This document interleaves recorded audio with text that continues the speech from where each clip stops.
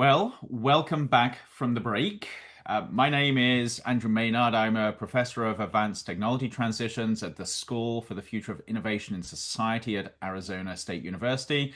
I'm also a member of the NetEthics Ethics and Public Policy Panel, or EP3. And like everybody else, I have to declare my disclosures, and I have no relevant disclosures to report.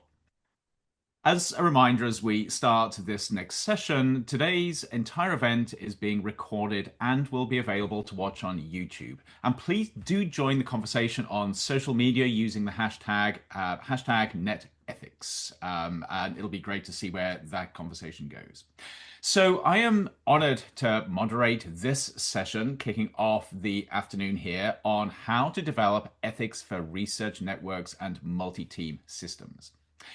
In this session, we will hear a range of expert perspectives on the ethical challenges facing research networks and potential solutions. We'll hear from three top thinkers. First of all, Professor Stephen Fiore, who you would have heard earlier if you were part of the earlier sessions, from the University of Central Florida. And Stephen, again, is a leader in the science of team science. Next, we'll have Professor Rosalyn W from the University of Virginia, and Rosalyn chairs the Department of Engineering and Society there. And then finally, Professor C.K. Ortina Gunsalus from the University of Illinois at Berne, who directs the National Center for Principled Leadership and Research Ethics. Each speaker will present for around about 15 minutes without questions in between, and then we will open up to audience questions. And again, as with previous sessions, you can post your sessions in the Q&A function on Zoom, and you can also upvote questions using the thumbs up icon. So to move to our first speaker. Our first speaker is, as I said, Professor Stephen Fiore. Dr. Fiore is Director of the Cognitive Sciences Laboratory and Pegasus Professor in the Cognitive Sciences Program in the Department of Philosophy and Institute for Simulation and Training at the University of Central Florida.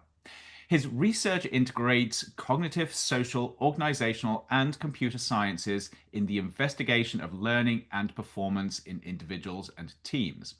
His primary focus here is complex collaborative cognition and how humans interact socially and with technology.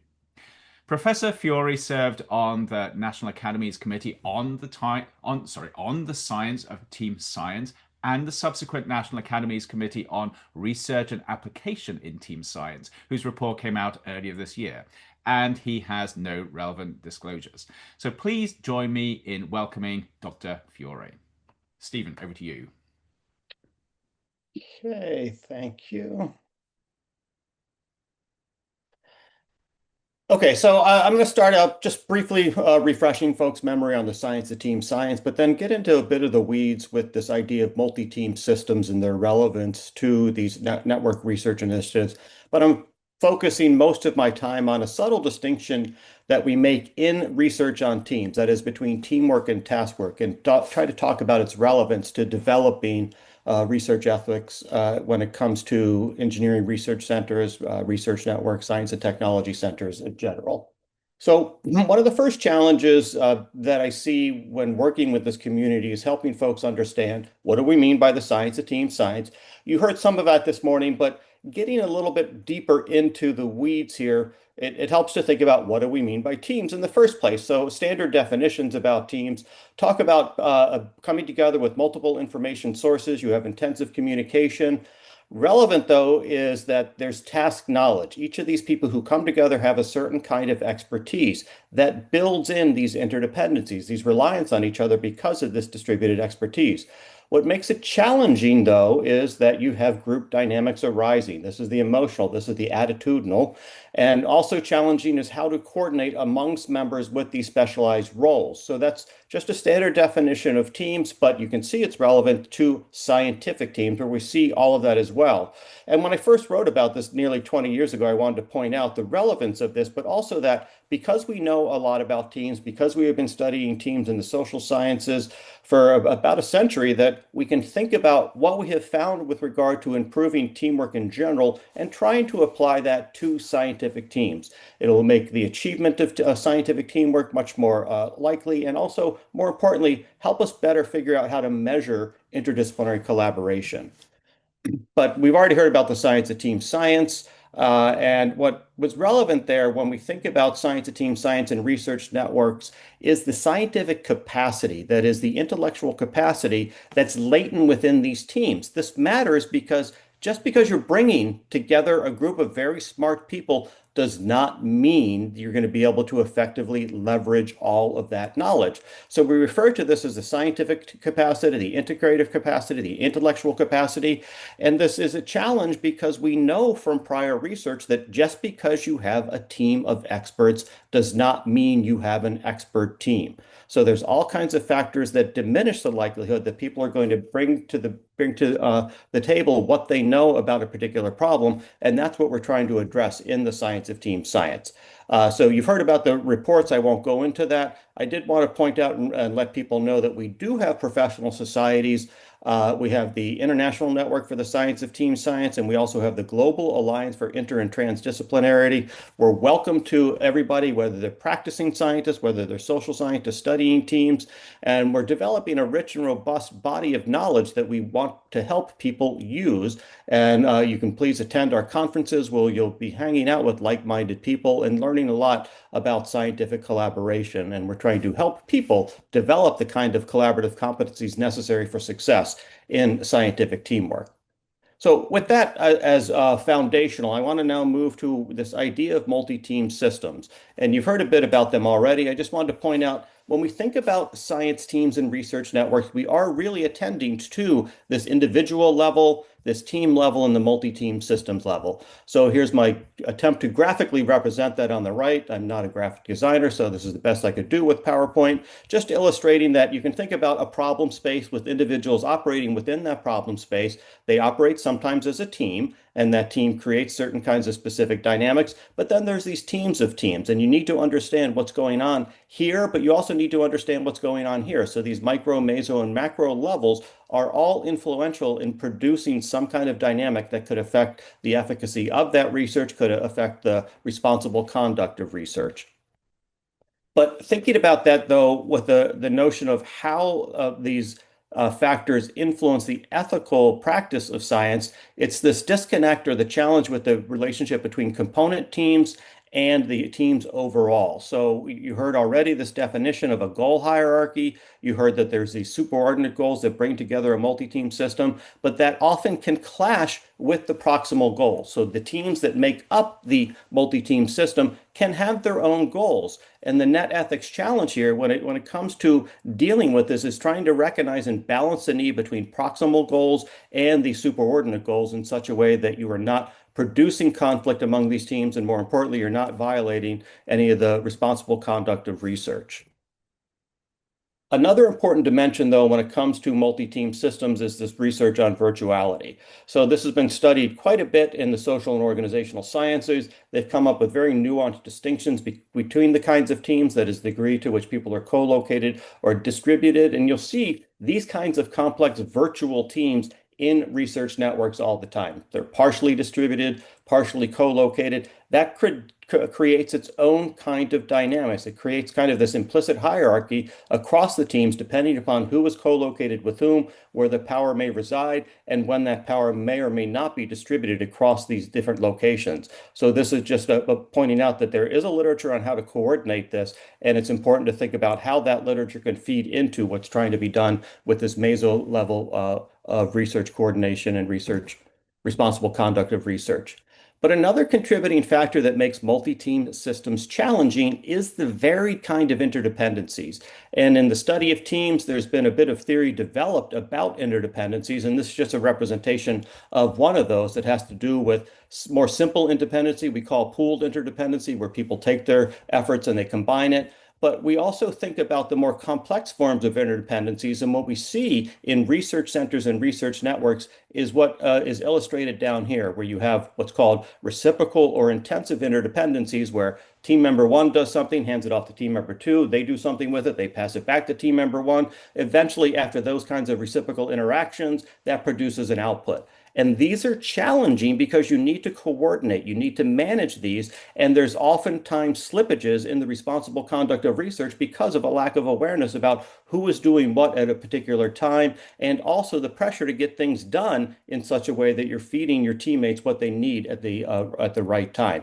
So this is another challenge that needs to be managed, that is this within and across team interdependencies in these research networks. And the general point, though, is that you need to understand these at the individual level, at the team level, and at the center level. And as if you've already heard, lots of research at this micro level, at the individual when it comes to RCR, lots at the center level and the higher level, but not much within RCR when it comes to teams and the interactions amongst these teams. I just wanted to point out those features because these become a way to identify pressure points within centers and research networks and can help you then identify what might be the potential interventions to improve that. So with that foundational features in mind, I want to now get even narrower and talk about what we see as a fundamental distinction in the science of team science.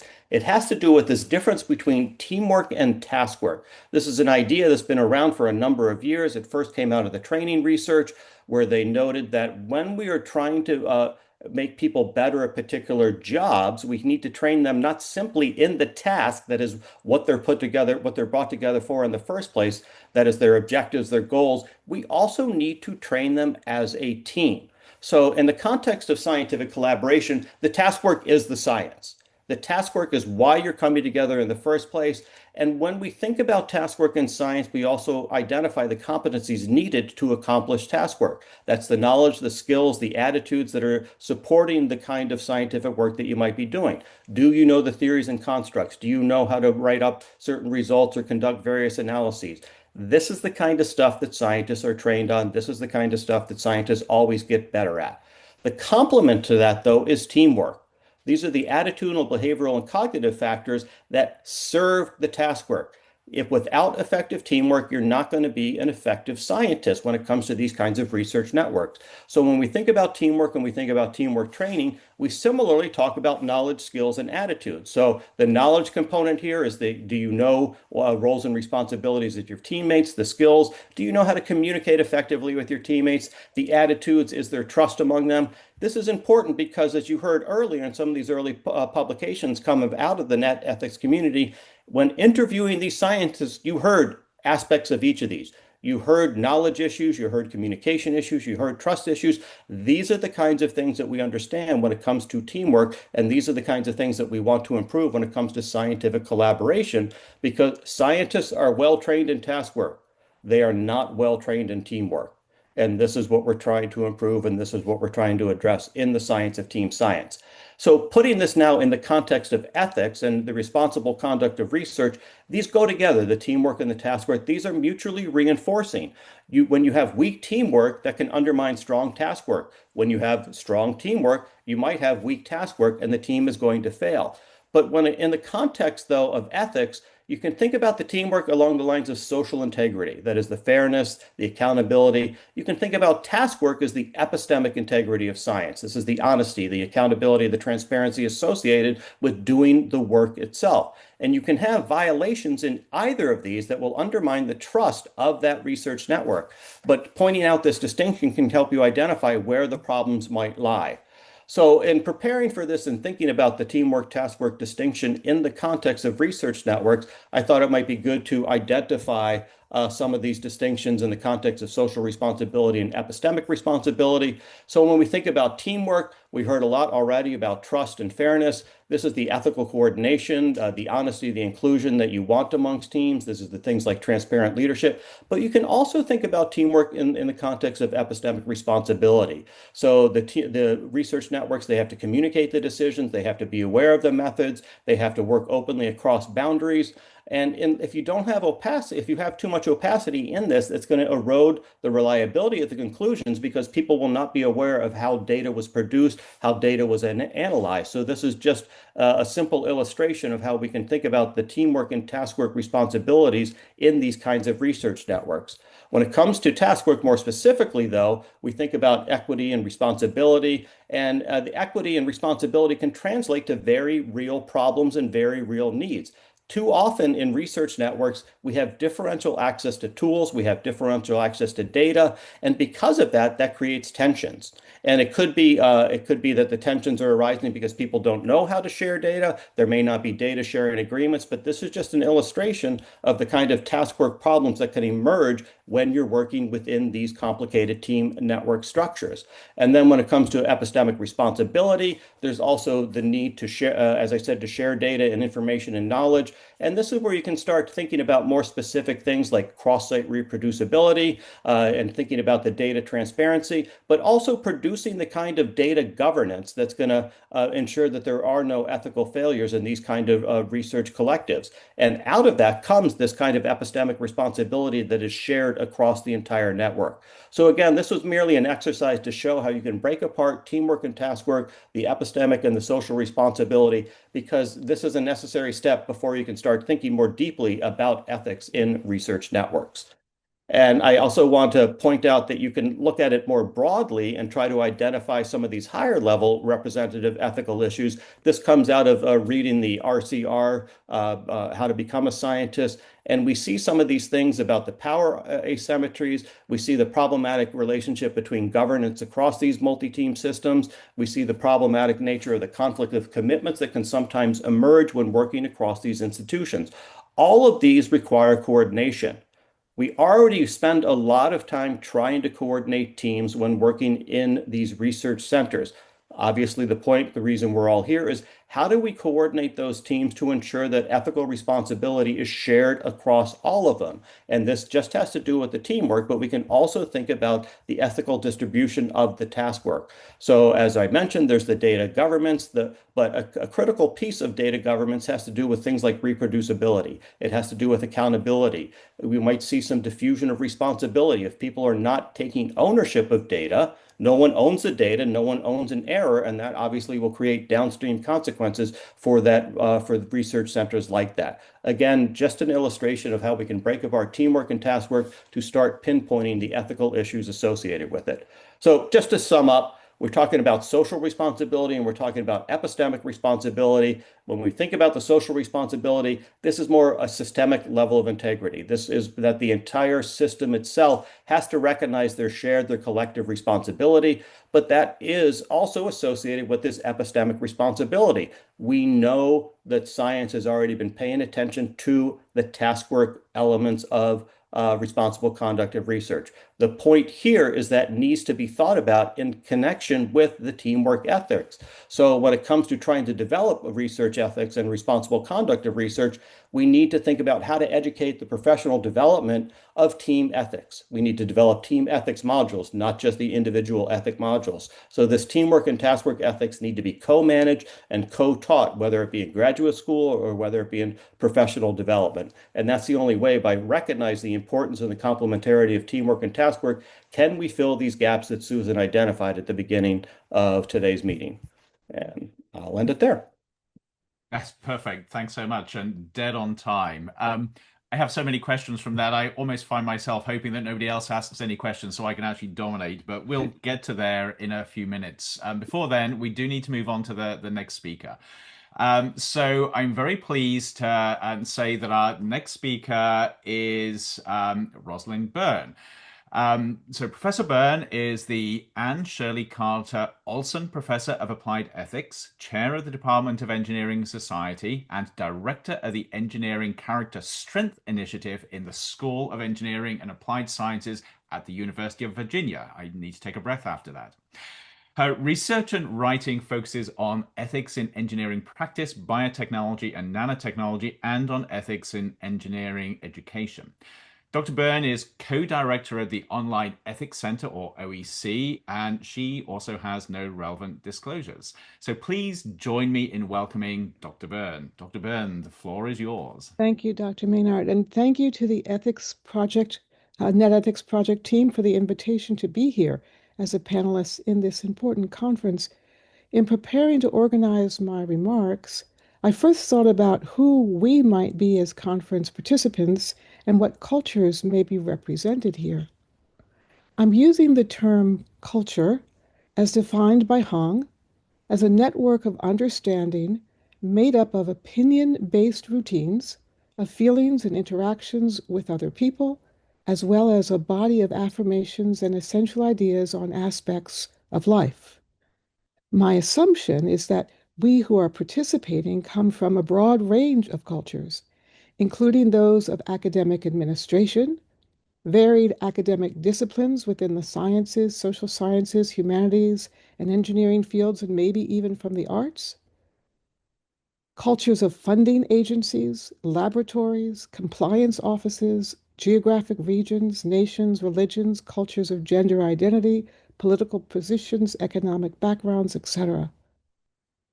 Imagine for a moment that we've set up a 60-minute breakout session using Zoom rooms to assign everyone here to groups, each room representing a newly formed large-scale, multi-institutional, multidisciplinary engineering research center.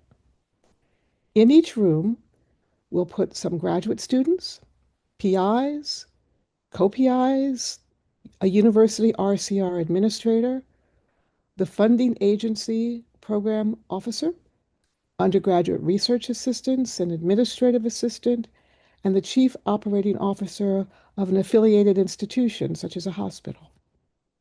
The task will be for each person in those Zoom rooms to draw on their moral judgment and sound reasoning as they contribute to the conversation, and for the group itself to come to an agreement about what would constitute research misconduct, conflicts of interest, plagiarism in your research center, and how these would be handled. I want to stress that one of the challenging factors for the breakout groups will be navigating the cultural influences on moral judgment and reasoning that will inevitably play a role in the discussion, especially since these are unlikely to be made explicit. It's well documented that cultural characteristics can impact reasoning, justification, argumentation, moral judgment, such as with Westerners' individualistic culture, Easterners' collectivist culture, the strong emphasis on family and social relationships of Latin American cultures, cultures being guided by the Quran and teachings of Muhammad, cultural elements of collectivism, competitiveness, the importance of saving face, in-group orientation, attention paid to power and hierarchy, divine command, and cultural specific preferences of communication modes could all have an impact on the group's process of determining what constitutes research misconduct, for example, in the center. So imagine these rooms have all been set up and you are in yours.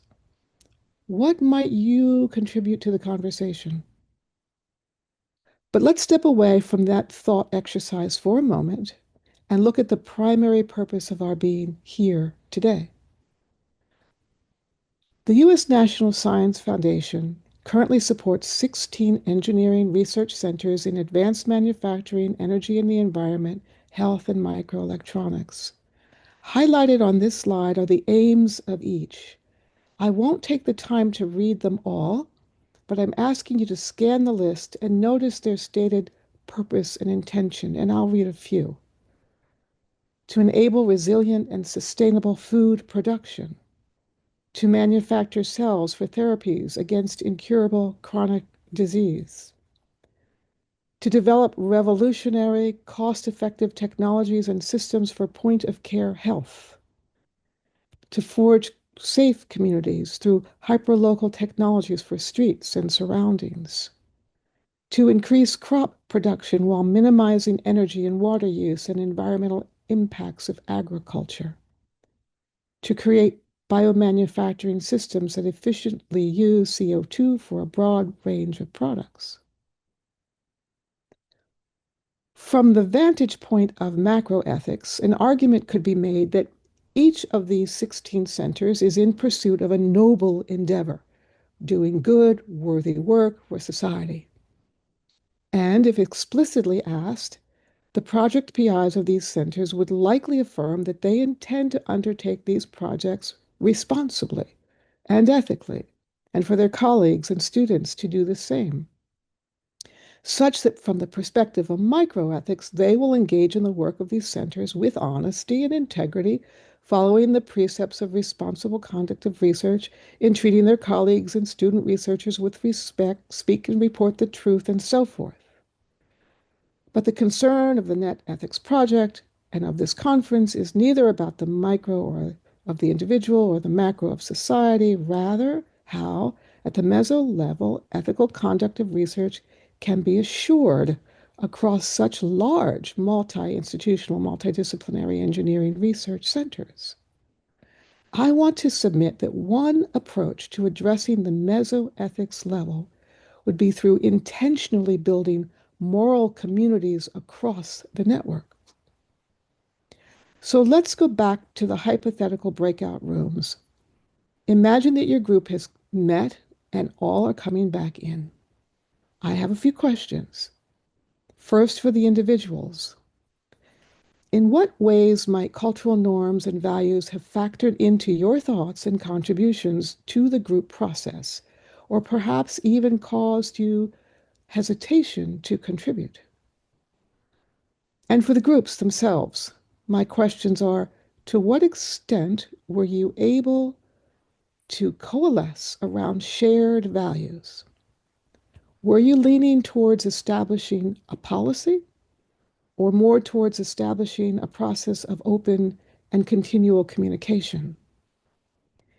Did your group succeed in coming to an agreement about what would constitute research misconduct, conflicts of interest, and plagiarism in your center, and how they would be handled? Did you, as a member of the ERC, feel invested in a shared sense of commitment and clarity about your center's ethical norms? If so, then your group is already beginning to form as a moral community, and the community will increasingly be able to engage in critical inquiry and embody norms of communication within its moral practices. It will emphasize the interconnectedness of moral experiences and the importance of community deliberation in addressing moral concerns. Jonathan Haidt suggests that a moral community is built on six moral foundations of shared priorities: care, fairness, loyalty, authority, sanctity, and liberty. These foundations act as the raw materials of a shared moral matrix. Haidt further argues that communities build moral capital, the resources that sustain cooperation, through shared values, practices, and institutions rooted in those foundations, which would suggest that in your breakout group conversations, some attention was likely being paid to fairness, for example. So I'll now share with you what I believe to be examples of moral communities being built around the responsible conduct of research. A workshop called Promising Practices and Innovative Programs in the Responsible Conduct of Research was held in 2023 as an activity supported by a contract between the National Academy of Sciences, the University of Virginia, and the National Science Foundation. The workshop's featured practices and programs were selected by a committee of distinguished research scientists in a competitive and rigorous review process. A few of these projects appear to me as being engaged in the work of building moral communities, and I will highlight the two that I am most familiar with. Characterized in the workshop proceedings as an RCR training exemplar is the Fieldwork, Ethics, and Ethnographic Writing Workshop created and led by Lise Dobrin and Ida Hultquist of the University of Virginia's Department of Anthropology. This program is designed to address RCR in a way that is meaningful for the scholarly community. Dobrin objects to using the term training for RCR, believing that a more reasonable approach is to engage students in reasoning about ethical problems, exploring the problems and potential solutions, and reaching out to others for help. The more difficult the situation, the more you need to have help thinking through it, Dobrin says, and that is something we can practice doing together. In her article, Training for Ethical Linguistics, a model for building responsible conduct of research into departmental culture, Dobrin speaks about moving beyond complete compliance, individual compliance, to cultivating next-generation linguists who can identify and respond to ethical issues that arise on all aspects of the work they do. She explains that the two main features of her workshop are, one, its visibility, and two, its integration into departmental life. The overarching lessons being that ethical issues are everywhere and call for alertness and engagements. The success of her workshops is evident in the enthusiasm of the graduate students and how they have embraced it. Although hers is not a large-scale, multi-institutional research endeavor, there is evidence to suggest that this workshop is scalable as a model for the cultivation of a cross-network moral community of ERC graduate students. I say that because Professor Dobrin has partnered with Professor Wiley of the School of Engineering to scale up these kinds of communities across the university to model ethics education for graduate students that center real and relevant dilemmas through processes of community building, reflection, and peer learning. A second example of a moral community that comes out of the Promising Practices workshop, and by that workshop was categorized in the proceedings as taking a creative approach to RCR. The RCR program of the University of New Hampshire is created and led by Julie Simpson. Julie Simpson has three goals. One, to raise the consciousness of faculty, staff, and students regarding the ethical and responsible conduct of research and scholarly activity. Two, to establish a knowledge base that defines normative and professional behavior as a means of assisting faculty, staff, and students in making ethical and responsible decisions in the conduct of research and scholarly activity. And three, to foster an institutional culture of integrity in research and scholarly activity that encompasses all stages of an individual's career. At least as significant and perhaps even more far-reaching is the moral community Julie Simpson has built as a fellow of the Online Ethics Center, the community of practice called Scholars, Educators, and Administrators Fostering Research Integrity, CFRE.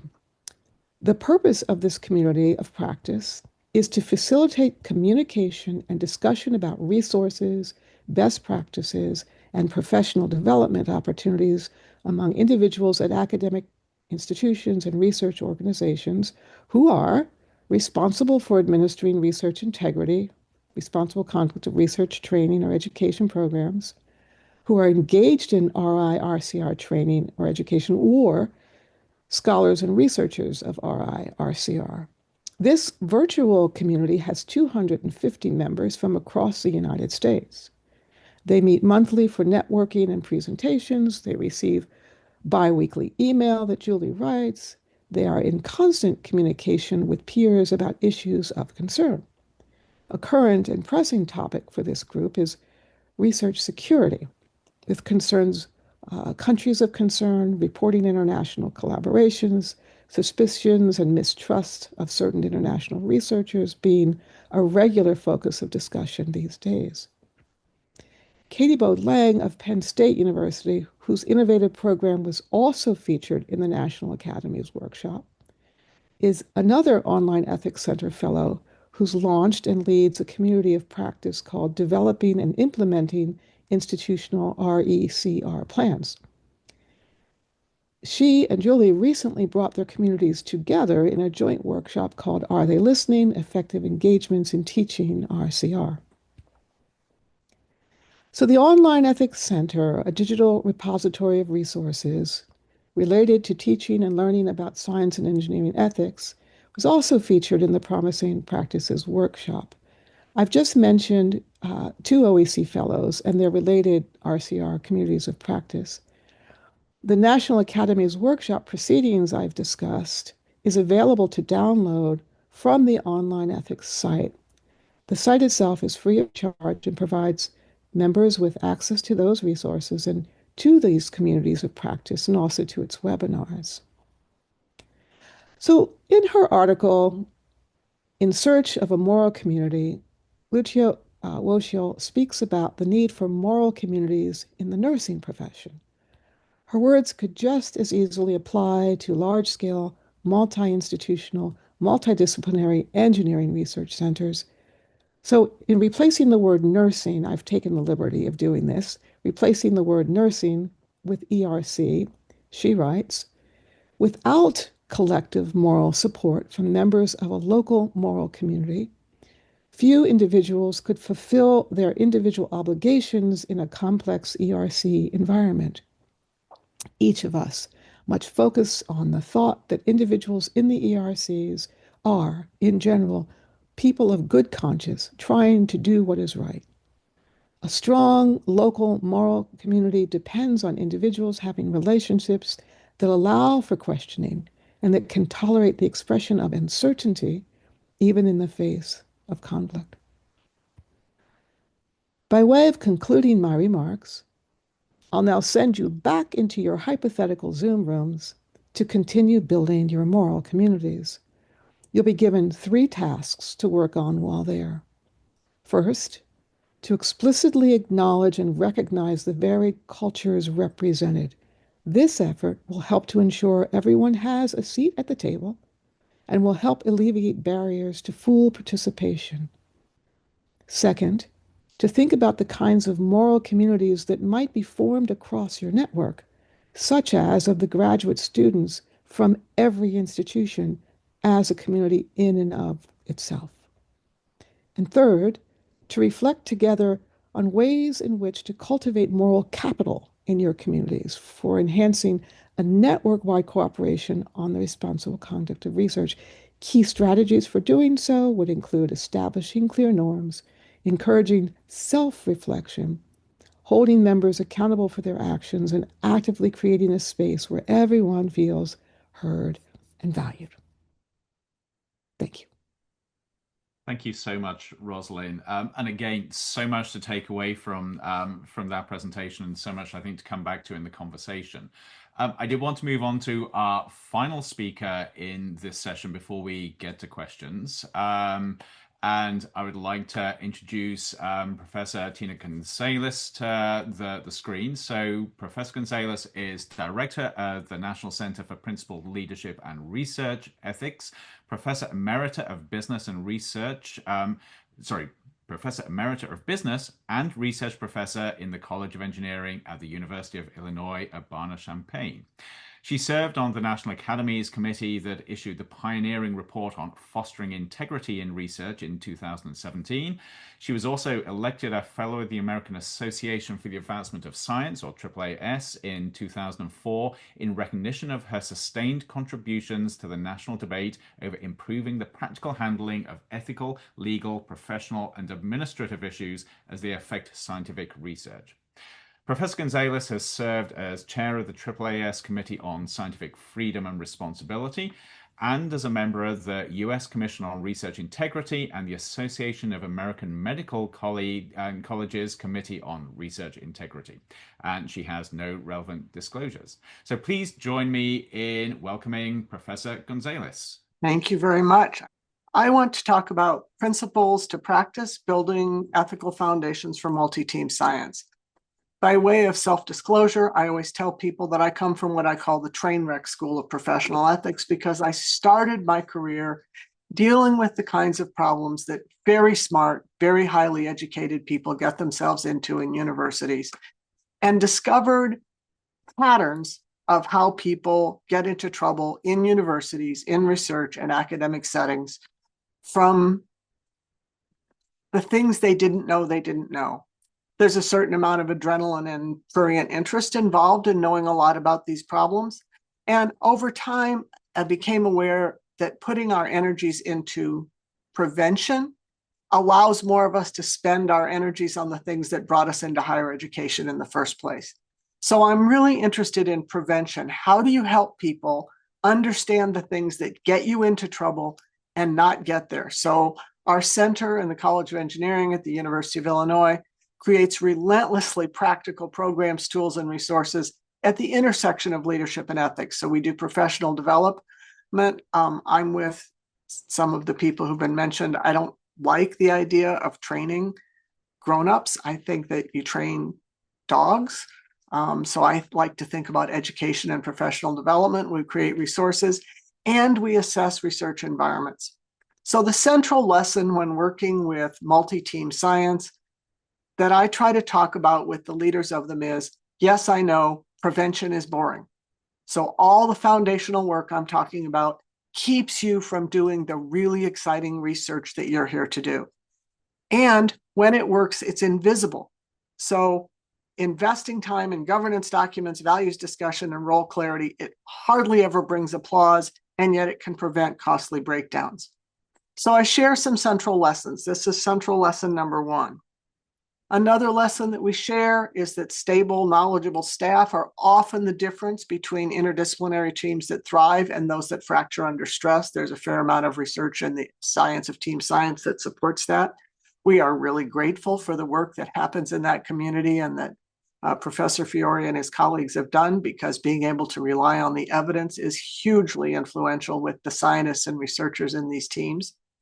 And so the second lesson that we try to emphasize is that people and structures interact to create and maintain ethical climates, cultures. I am with Professor Berne and others who have spoken. Most people, most of the time, want to do rigorous, responsible research. Sometimes they don't know what they don't know that can get them into trouble. So we talk about culture.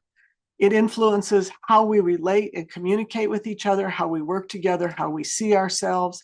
And we know that shared goals, knowing the why, and purpose matter to humans. And so a culture that starts with thinking about those things is a more vibrant culture that is more capable of dealing with problems and preventing problems. So we argue that effective teams are rooted in thoughtful approaches to building organizational culture. We ask people to think about how complicated it is to communicate in a group, because the leader thinks, oh, I'm communicating with everyone. And it's often invisible to the leader how all the other members of the group are communicating with each other and how that affects what's happening. And while communication within groups can be challenging, when you add a network to this, the more complex the communication becomes. And so you face a series of challenges that, again, people who are focused on the work we want to do not always think about if we don't surface it at the beginning. So how are we establishing communicating purpose to everyone involved in this endeavor, every member of every group that's participating? How do you create and sustain an ethical context in decisions? How do you build trusting relationships across everyone, not just the people who see each other the most or talk to each other? And how do you cultivate open communication about data and about problems? And so the thing that we advocate is to think about values, and the values drive the principles, which drive the policies and procedures. And those are what drive the work. There are a lot of different kinds of values that people can think about in these settings. We ask people to think about the integrity of research core values. When you ask people to say, if I said to all of you now, Write down a list for yourself of the core values governing that go into the integrity of research, and then talk to your partner, the person next to you, and then you two talk with the two around you. And we try to build a group of values. And I've done this exercise with a lot of groups. They almost always converge on the principles that are in the Fostering Integrity in Research report. People use different names for it, but we come down to objectivity, openness, accountability, honesty, fairness, stewardship. Stewardship is the one that is often the most difficult to elicit because it encompasses stewardship for the people, the graduate students, the trainees, the mentees. It encompasses resources. It encompasses the communities we affect. Stewardship is an important element of this. And so thinking about the values, not just for research, but why are we here? Why are we doing this together? What matters to each of our cultures here? And what culture do we want to create together? The next core lesson we try to share and elicit an understanding of is that policy and procedures rooted in those values and principles are actually your friend. The values and principles are the seeds from which the team culture, the norms, the standards of conduct and expectations grow. The policies and procedures are used for daily operations and guidance. And not only that, but Professor Fiore mentioned earlier that policies and procedures can be this, we talk about the third point in conversation. So rather than it being you're a bad person and you've done something bad, it is, I have a concern, let's look at this policy together, and you can put the third point as the element. So the foundational elements that we try to work with multi-team groups to think about from the beginning with each other include a team charter that talk about the purpose and the central mutual agreements. That includes a governance structure that they develop together and align and articulate roles and responsibilities. And then a group discussion about norms and expectations that are the principles, the policies, the procedures that grow out of a values discussion. And how are we going to share this with new members to the team? How do you find out how we act here?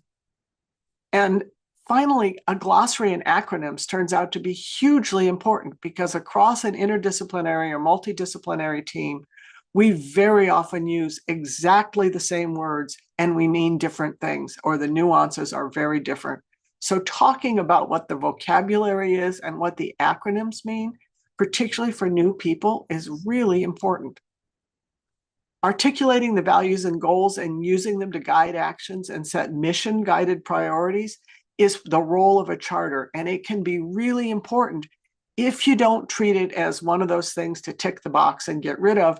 It's who we are and how we're going to act here. And that has to be a living document that's developed, used, discussed, and revisited and reflected upon and adjusted when necessary. Team expectations and norms, again, need to be developed together, rooted in the values and the principles. How do we act here? What are our inclusion and interaction standards? Really explicit discussions about data management, authorship, because those are often the places that the rubber really hits the road and the conflicts arise, conflict resolution approaches, and how do we think about rigor, reproducibility, RCR, and how are we educating every member of our teams? So in data management, the principles are overarching expectations that apply across the entire project. Standards and practices are defining common methods, metadata, formats, file naming that provide consistency across the sites. And then each site has a specific data management plan outlining how they're implemented across the life cycle of the data. So the principles might include the PI holds overall responsibility and has full unrestricted access. The site level principle might be each site's responsible, and then site-specific data plans would include. Conflict resolution principles might be articulated. This is an example from a group. Respect and professionalism, early intervention, try to resolve it at the lowest level, fair process, everyone has a right to be heard, protection from accountability, retaliation, accountability. So we'll report about the kinds of problems and how we're taking them on. An excerpt of the conflict resolution procedures says who's doing what when and has an explication of that. So policy and procedures help groups achieve their purpose and their mission. And with that, it's really important to develop the skills and provide coaching for the people who need it. We work specifically on analytical decision-making and pulling issues apart, communication, listening and asking questions. Running a useful meeting is not something that is an intuitive process people are known doing. Influence and persuasion. How do you affect people? What are negotiation skills? How do we give and receive feedback in effective ways that help people grow and improve? Dealing with conflict. What does success equal in this conflict? And what are some personal scripts for dealing with these conflicts? And thinking about mentoring and power. What are the interactions? What are the messages we want to send? What are the status effects? And all of those lead to the importance of surfacing hidden issues. And like the NetEthics project, we have worked to make the invisible visible, so the interpersonal dynamics that influence how research is done. We have an online engine that does survey deployment with instruments that are validated for research settings, in and for research settings. We provide data collection and storage. We have this web-based tool for understanding the results with data visualization. And I think benchmarking is really important. Data comparison, so you know how do we compare to others. The instruments that we use are the Martinson and Thrush source that does research integrity climates. How confident are you that if you needed to report a case of suspected research misconduct, you would know where to turn? CARES, which is also developed in collaboration with Martinson Thrush with Sloan Foundation support and our center. Psychological safety and respect. How consistently do members of your work unit give appropriate credit for work effort and contributions? The BESSI, developed by Brent Roberts and his colleagues, that looks at behavior, emotional, and social skills.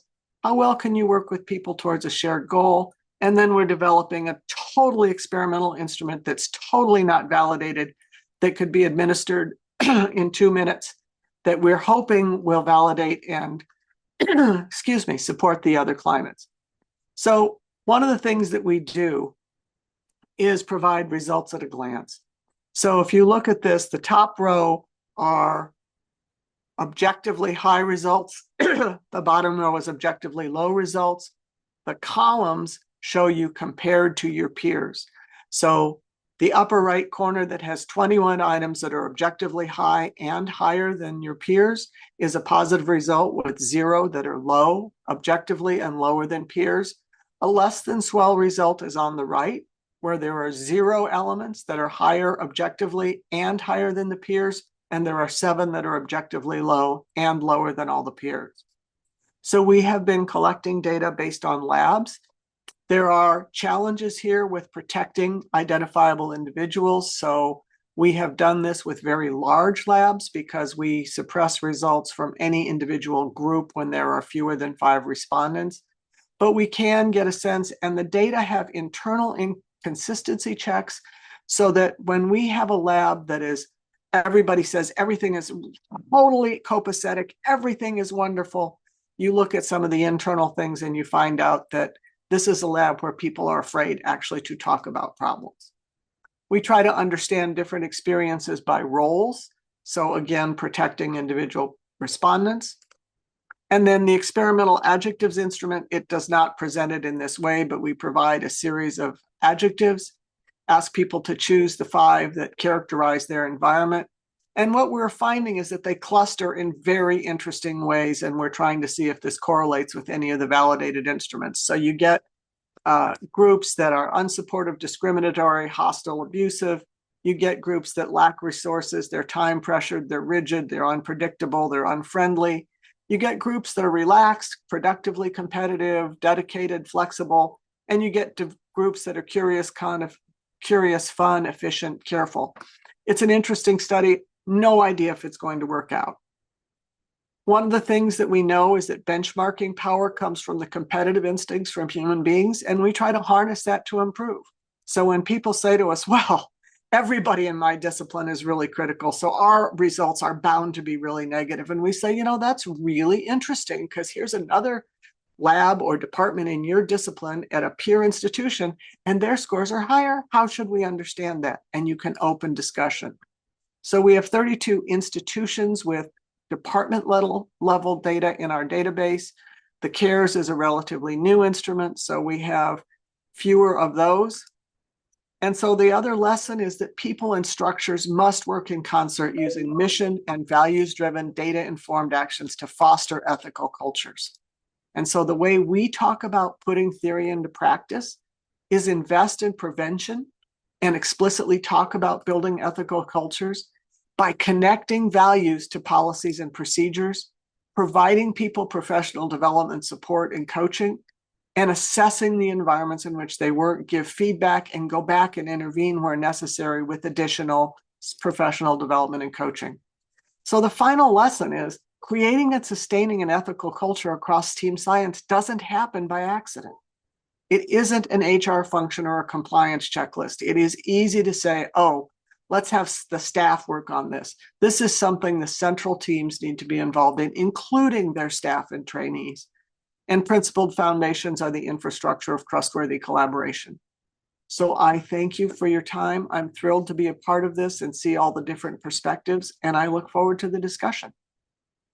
That was fantastic. Thank you. And I love the way that each of these three presentations begins to sort of merge together, especially in that meso level with very different perspectives, but they're at the same time very complementary. So we're gonna open this up to questions now from the audience. And just a reminder, if you do have questions, please put them in the chat. We've got one there that I want to pull on in a second, but while we're waiting, I actually have a very practical question for all three of you, which I was thinking as all of you were talking, which is, where's the handbook? So if I'm in an institution and I want to start applying this stuff, I don't want to wade through a National Academies report. I want the short and sharp answer to how I make things work. Does it exist? And if it doesn't, when will it exist? And I'm going to start with you, Tina, there. And then I'm going to ask Rosalyn and Stephen to jump in. I think it depends. There are, as Professor Fiore mentioned, there are a lot of toolkits out there.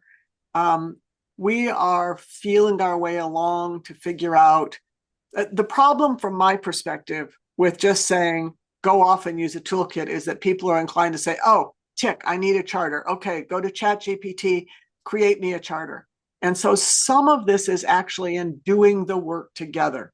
And again, the researchers, in my experience, really are impatient with this part. They want to get to the exciting science. When are we going to discuss the research part of this? When are we going to discuss the science? How much can you compress that so we can get to the interesting part? And, so what we're trying to work on is ways to convey what the science of team science says about the ultimate success of projects and investing in this prevention. I hope we'll get there. I don't have something that would give them a handbook right now, although we are beginning to develop and road test things that we are finding that people respond to.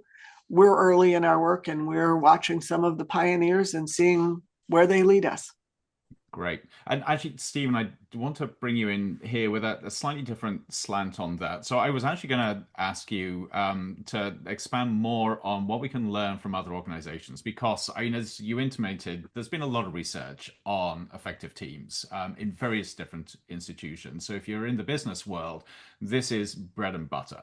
And you suggested that there's a lot of sort of read across there for academic communities. And I wanted to sort of ask you about sort of what is unique about sort of science teams and research teams, but also sort of jumping on this idea of being hands-on with how you develop these cultures, these systems, and the practical ways of doing this. I'm really interested in, first of all, your perspective on the need for this to be hands-on, not just sort of offloading it to ChatGPT or something, but people actually getting together and getting their hands dirty in terms of building the systems that they need. Is that something that people should be focused on? Who are you? Sorry, that was to Stephen. Yeah. Before I answer that, I wanted to give you the handbook info. Yes. So the original Science of Team Science field guide, Bennett and Gadlin, came out a number of years ago, but they actually have done the hard work and just published a book a few months ago, How to Succeed at Collaborative Research. So they have essentially taken their decades of work in facilitating teams and tried to turn it into a handbook of sorts. But there's also Kara Hall's book, Strategy for Team Science Success, Handbook of Evidence-Based Principles. That came out in 2019. Better news about that one is it's entirely free as a PDF out of Springer. And in that, you'll see dozens and dozens of chapters where they're specifically focusing on the kinds of things that you just heard discussed. So collaboration plans, charters, etc. So very useful, very digestible kind of resources. As far as your question, looking at some of the overlap when it comes to findings on teams in general and science of team science teams, um, probably one of the most robust would be psychological safety. So there's a great deal of research on that coming out of the organizational sciences. It's also been looked at the medical community, but it consistently comes up as relevant, even if they don't refer to it as psychological safety. It's relevant to science teams because there's often fear. There's risk taking. There's fear of error. So they may cover something up because there's a fear of punishment. So creating a psychologically safe environment or culture, if you want, will definitely be facilitating. But another part is in shared cognition research, we talk about something like transactive memory systems, which is, to put it simply, do you know who knows what on your team? Do you know who to go to? Are you comfortable reaching out to them? Do they provide input when needed? So it has to do with the distribution of expertise on these teams. And in fact, I saw that come up in the paper that just came out by the NetEthics community. Where they weren't using the phrase transactive memory systems, but they were talking about the challenge of not knowing who knows what in their networks. Yeah. So those are just a couple of examples. I could bore you to death with lots others about But what's relevant. No. But I think that the important point here is that there is literature, there is research in very different areas that can actually be brought to bear on this, as you are doing in very productive ways. But the key point is the study of these in science teams from a gold standard of science standpoint is still limited. Right. At best, we're getting some correlational work from surveys, but this is one of the big points of the new National Academies report is we need funding to do the science. And that's what's been lacking over the last few years is getting the policy community to pony up the money so we can actually do the research and test some of these applications. Yeah. And if we have time, I want to come back to that because that also raises the question of incentives here, both with funding and leadership. Before then, though, Rosalyn, I want to come to you, sort of similar sort of line of questions, but specifically in this context of moral communities. And again, this is sparked by what Tina said about not offloading some of the heavy lifting here. My sense from what you were saying is if you're building a moral community, you have to be hands-on with this. You can't tell somebody to go off and just sort of come up with something. There's got to be that grist of working together. Am I reading you correctly there? Well, absolutely. And actually, I was really appreciating Tina's comments because they so well align with this notion.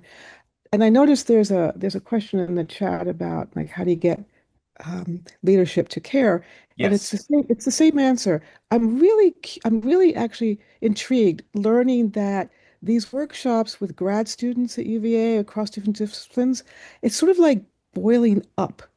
And it's what's happening is the grad students, because they are caring, because they're talking about it, because they have important, serious concerns they're trying to work out and work through, their PIs are starting to sort of notice. And so I think that hands-on work is a way to, in answer to that question, to get leadership to notice. It's also, I think, the only way to make this work. Yeah. I would, if I could just chime in. Yeah, please. I think that Rosalyn's point is really important because we see a generational chasm in terms of the early career folks care passionately about a number of issues that the more established generations are inclined to sort of say, let's get on with it. And the fact that they care so much is a survival factor for our institutions to listen to the early career folks and the things they care about so much Yeah. So then the question is, how do you do that? And I see exactly the same in my own institution. This is where the impetus comes from, and yet there still seems to be a chasm between what they're trying to build from a grassroots level and what they're advocating for, and the institutional structures that are put in place either to support that or even to create and provide the environments and the resources to allow that to flourish. How do we sort of bridge that gap? Stephen, I don't know whether you want to jump in here, putting you on the spot. Well, I also wanted to talk about this leadership question as well, because Yeah. that came up earlier, and I think there's a disconnect from the standpoint of a lot of VPs of research, deans, provosts, they encourage, incentivize, and they push their scientists towards these very complex kinds of center proposals. They want them to go after these larger initiatives because they see it as a lot of money. They see the prestige that comes along with it. But to the points people have been raising, no one really pays attention to the difficulty, the coordination, or a lot of people are not aware of what actually goes into running these things. So when it comes to how do you make the leaders aware, for example, it takes time. They should be made aware up front. Like, okay, if you want your people to go after this, it's going to take time. You need to give them support, whether that be project management support. You need to maybe take into account their tenure and promotion policy because you're going to be slowing down the research effectiveness of the people that are participating because there's a steep learning curve.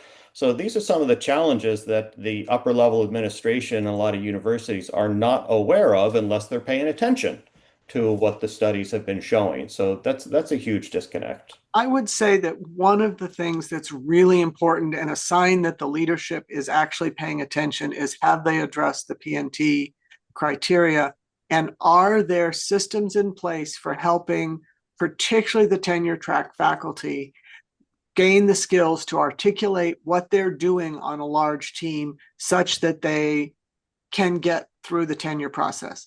So one of the things that we do is survival skills for early career, where we help people talk about, if you're on a team project, how do you negotiate with the team leaders to define an area so that you can list a contribution on your papers in your dossier that makes it clear that you have made a contribution. So those are, if the leadership is actually supporting team and interdisciplinary, multidisciplinary science, a really clear indicator is, does the PNT process take that into account and support it? Yeah. Yeah. Good point. And if I might follow up, so imagine there's a cross-institutional group of graduate students that are workshopping together and meeting and discussing, bringing people in from leadership to share their own personal experiences and struggles is one way to sort of foster a flow of communication between and among those groups that and then I think would cause them to care. So, for example, if you have a senior PI talking about struggles they've had with publication problems, and and it's an open flow of communication, they might be in a room with 30 grad students, but then their voice becomes one of the group. And I just think that kind of flow helps to shrink the gap. Yeah, yeah. So I love that. This is where I see things working, where you have those communities come together and they share with a degree of humility and authenticity. But there still seem to be barriers of how you achieve that, especially within very hierarchical situations where people seem to implicitly believe that the way to success is having that formal hierarchy. So how do you break that? And does this require a specific set of professional skills? I mean, is this something we can just expect the community to do, or does there need to be some sort of professional development for someone to help facilitate this? That's Tina's question. Tina. We spend a lot of time with the professional development to help people with these things. And, we're fortunate. Illinois has a deep history in interdisciplinary and multidisciplinary work. And so we have several institutes that foster interdisciplinary work. The Institute for Genomic Biology is entirely devoted to team science and is building a team science, has an team science infrastructure. You cannot dump people in the deep end and say sink or swim. if you want these to be effective, successful, and not damage the participants in the process. Yep. So professional development and support coaching for some of the folks in these teams is really important. I think that it's not well understood, and I think this is a point Susan raised earlier, that particularly for conflict resolution, you have to have multiple entry points. People have to have multiple places they can go, because if I have a problem with Steve and he's the ultimate PI, where do I go? So all of those things take a fair amount of education and support and thoughtful design. Yeah. And I want to build on that, because we did have a question which is not posed as a hypothetical, but I'm going to sort of do it that way. It's very, very practical, but I think it begins to sort of tease out some of these challenges. And this is probably going to sort of be where we end, but I'm going to ask each of you to give your perspectives on this. So the scenario that was set up is a situation where you have a large team, and you have a number of community partners that no longer want to work with specific team members because of what they consider to be offensive behaviors, including culturally insensitive actions. However, they don't feel comfortable speaking up about this. And I'm reading this and thinking, I've seen similar things so many times. And again, it's because you have teams where the big goals, the macro level goals of sort of making society better are absolutely there. So you assume everybody's on the same page. But at that micro meso level, things fall apart. If you were giving advice to this person, what would you say? Let's start with Rosalyn, and we'll go around to Tina and then Stephen.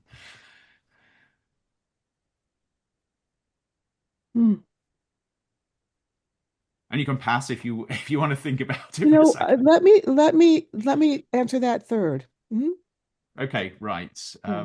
Tina, do you want to stab? Sure. In our academic environment, we often accord disproportionate power to the very large personalities who are willing to cross the boundaries of civilized behavior that inhibit everyone else.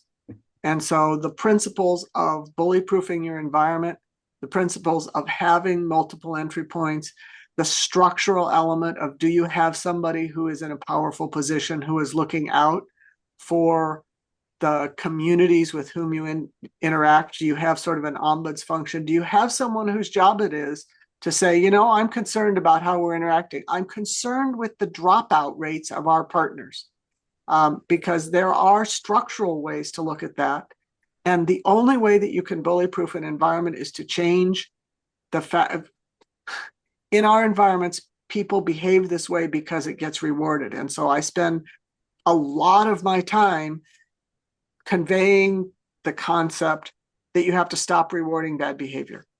And you identify what the rewards are that people are getting from the bad behavior, and you stop providing them. Yeah. Thank you. Stephen, anything to add? Yeah, I think this idea of a third party is an important one. You could call them a mediator, you could call them a facilitator. The problem with that question is the desire to remain anonymous. So without knowing the specific instance, that third party would have to come in kind of like as a pulse check. Like, hey, we just want to see what's going on. You could call it a culture assessment, but there could be another part of that agenda, which is to uncover this kind of problematic behavior. And as I said earlier, I believe in expertise, so I wouldn't want to talk about ethics without having ethics experts at the table. Facilitators are very good facilitators. They are their own kind of expertise. And that's also with regard to mediation. So bringing those people into the dialogue, I think, could go a long way, because it could help address this independent of the power structure inherent in these kind of centers. But also they're modeling the kind of behavior that other people should be trying to take on themselves. Great. Thank you. Rosalyn. Yes, and exactly the point. For moral communities to thrive as moral communities, there need to be models. And so I think those models, in a way, are going to provide that capital that we're talking about. Yeah. Yeah, no, I love that. So we're at time, but I think that's a great, very practical place to finish. There has been so much rich sort of information insight in this session. So thank you all so much.